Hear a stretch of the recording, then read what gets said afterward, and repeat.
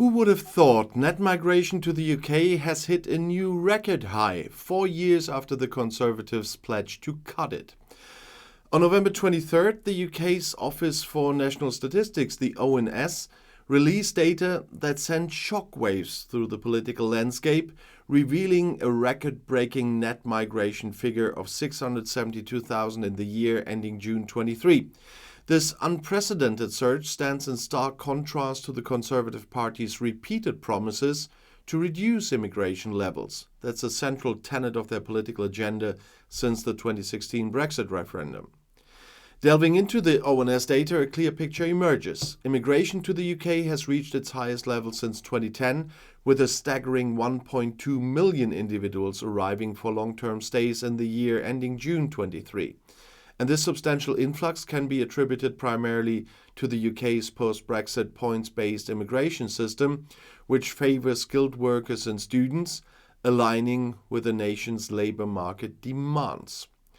While emigration from the UK also witnessed an increase, reaching 557,000, the growth in immigration outpaced the increase in emigration, resulting in the record-breaking net migration figure.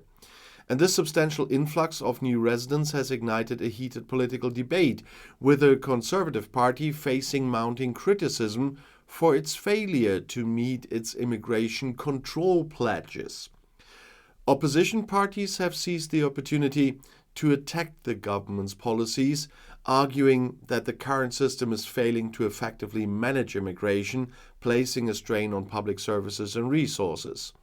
They contend that the government's inability to control immigration numbers undermines the very principles that underpinned the Brexit campaign. The Conservative Party, on the other hand, has defended its record, attributing the rise in net migration to a combination of factors, including the post-pandemic economic recovery and the global talent shortage. And they maintain that the points-based system is working as intended, attracting the skilled workers and students needed to support the UK's economy. The debate surrounding immigration extends beyond political circles, raising concerns about the impact of such a significant influx on housing, public services, and social cohesion. Some argue that the surge in new residents is putting undue pressure on already stretched resources, potentially leading to increased competition for housing, strained healthcare services, and potential social tensions. Others maintain that immigration brings economic and cultural benefits to the UK, contributing to a diverse and vibrant society. And they argue that immigrants often fill labour shortages, contribute to the tax base, and bring new ideas and perspectives, enriching the country's cultural tapestry. As the UK prepares for its next general election, the issue of immigration is poised to play a pivotal role in shaping the political landscape. The Conservative Party's failure to meet its immigration control targets is likely to be a major point of contention, with opposition parties capitalizing on the public's concern over the issue. The government's ability to effectively manage immigration will undoubtedly be a key factor in determining its electoral fate. And the party's ability to address public concerns while maintaining a system that attracts the talent needed to support the economy will be crucial in winning over voters. The UK's record-high net migration figures have ignited a complex debate, as I said, highlighting the challenges and opportunities associated with a growing population. As the country grapples with the issue, it faces the delicate task of balancing the need to control immigration with the potential benefits it brings. And as I said, the upcoming general election will be a crucial test of the government's ability to navigate this complex issue, shaping the UK's future immigration policies and the country's social, economic, and political landscape for the years to come. And the record high net migration figures have sparked also a political debate in the UK. The Conservative Party, which has pledged to reduce immigration since the 2016 Brexit referendum, has faced criticism for its failure to meet its target. And the opposition parties have argued that the government's policies are failing to control immigration and are placing a strain on public services. And the rise in net migration has indeed raised those concerns about the impact on housing, public services, and social cohesion. And if it's true, if they are putting pressure on already strained resources, we will see, because others believe that immigration brings a lot of benefits with them. And for both sides, you can argue stuff. But these new figures have caused alarm in the ruling Conservative Party. And their representatives have been promising a significant reduction in immigration for years, but the trend stubbornly points in the opposite direction.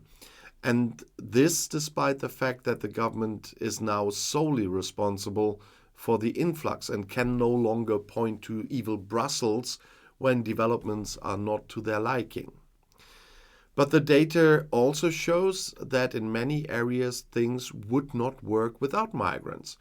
A significant proportion come under the newly introduced visa system to work in the country and take up jobs for which there are too few applicants within the country. The composition of immigration has changed fundamentally in recent years. Citizens from all parts of the EU still make up a significant proportion of migrants in the years leading up to the referendum, and more people from this group were leaving the country and then are now moving in. And at the same time, many people come from other parts of the world to work and study in the country. With the end of freedom of movement, the number of less well-educated immigrants working for lower wages has decreased, and in return there are more well-trained people in higher sales groups or salary groups, as well as employees in areas where there is urgent need, especially in nursing. And some say that the new system seems to deliver. The government doesn't see it that way because immigration is far too high and would put unsustainable pressure on the public and the communities there. At least a spokesman for Prime Minister Rishi Sunak is of that opinion. The first steps have already been taken because from next year a large number of foreign students will no longer be allowed to bring relatives into the country, and they are convinced that more can be done here. In the 13 years that the Conservative Party has been in government, it has repeatedly promised a significant reduction in immigration. In 2010, David Cameron, then Prime Minister and now Foreign Secretary, even promised a value below 100,000, and he said no ifs or buts there. Special goals are no longer mentioned nowadays, but the last election program also included a promise to reduce the influx, the manifesto I mean. And Prime Minister Rishi Sunak has placed emphasis on the influx of asylum seekers, particularly those coming in boats across the English Channel, but has also regularly spoken of the need to reduce the overall influx. And as I said, according to the ONS, 1.2 million people came to the country for a long term in the 12 months to the end of June, and 508,000 residents left the country in the same period. And the bottom line is this net influx of 672,000. However, the Statistical Office warns that the numbers are subject to some uncertainty and that significant corrections may be possible. 11% of those who arrived came from EU member states. 7% were Brits who returned after a long stay abroad. And of the 968,000 people who arrived from the rest of the world, the largest group of 235,000 people came from India, followed by Nigeria, China, Pakistan, and Ukraine. At 39%, a significant proportion of this influx is made up of students and their relatives. Their number has increased significantly in the past 2 years. On the one hand, this is due to the backlog of interested parties that formed during the corona pandemic. On the other hand, the visa has become more attractive since it allows graduates to stay in the country for an additional 2 years after graduation if they find a job. Nevertheless, observers expect that the absolute number of people in the country on study visas will decrease significantly in the coming years as many graduates return to their countries. The ONS estimates that 3/5 leave the country immediately after graduating, and a further third come to the UK to work. At 322,000, this was 62% more work visas than in the previous years. Health and care is the main area in which these migrants take up employment.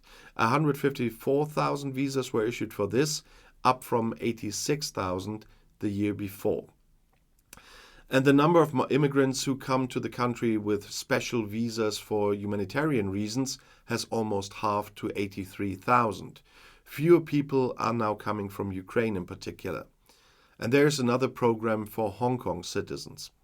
In addition, there are 90,000 who were granted asylum. With Brexit, Great Britain introduced so-called skilled worker visas, and this means that applicants from a long list of sectors can come into the country if they find an employer in advance who will pay them at least £25,600 an annual salary. And this includes IT specialists as well as police forces, bosses, geophysicists and electrical engineers. And there's a lower threshold of £20,960 for carers. And British companies are increasingly looking outside their borders for applicants given the tight labour market, where many positions remain unfilled for long periods of time. It is one of the most liberal systems among industrialized countries now, and there are no further restrictions such as a general upper limit on numbers or a mandatory check to see whether local applicants are eligible. However, there are significant costs for the employer. Residence permits for a family with 3 children cost more than £30,000 for visas, healthcare surcharges, legal fees and other fees. In fact, the regime brings well-educated people into the country who drive the economy. At least that's what their income suggests. According to some research, immigrants who have arrived since 2019 are already earning above average income in the second year of their stay. The Home Secretary is still considering adjustments to reduce the numbers. Among other things, an increase in the salary limits is being examined. Stricter rules could also be introduced for the number of immediate relatives who are allowed to move into the country. But the scope is limited. Without the strong net inflow, the pool of available workers is likely to be even smaller in the future, and that would be quite a problem for an economy with work shortages. From an economic perspective, the strong inflow is encouraging as labor shortages since the pandemic have slowed economic growth and, of course, fueled inflation. Particular caution is required in geriatric and nursing care. Waiting times for treatment and surgery in the NHS are rising inexorably. 112,000 positions were unfilled by mid-year, despite an international recruitment campaign. The obvious problem is that a lot of Brits don't want to work in care because the work is so poorly paid, and that is something that has not seriously changed in the 13 years of Conservative rules. An adjustment to the immigration rules would not change this. But the chances are good that the influx will be significantly lower in the coming years. The ONS is seeing early signs of declining numbers. The Migration Observatory also believes that the peak has been reached and expects annual net immigration of 300,000 people in the medium term. Students returning to their home countries play just as much a role as the weak economic growth that affects the labor market. And there's a consolation for the government. Despite the record immigration of the past 2 months, the issue is nowhere near as important in public perception as it was before the Brexit referendum. In a regular survey by the pollster Ipsos in September 2015, 56% of the population named immigration as an issue that was very important to them. In last October, on the issue it was 22%, well behind such topics as the economic situation, inflation and healthcare. But the situation in the NHS is a topic we talked a lot about and we will talk a lot about. And I have the best example. A friend of mine from the UK is visiting at the moment, and she needed to call an ambulance just 2 months ago. And she was another example of those people that first had to wait in front of the emergency room in the ambulance because they couldn't let her in. And she was out there for 3 hours. And then she was parked in a hallway and had to wait again before she got into emergency. And that is something nobody with serious issues wants to experience. She's all well now, so it didn't do serious harm, but it could have, and that's the problem. And if you want to know something else, the next one is right here in the end screen. I'll see you there. I'll be back.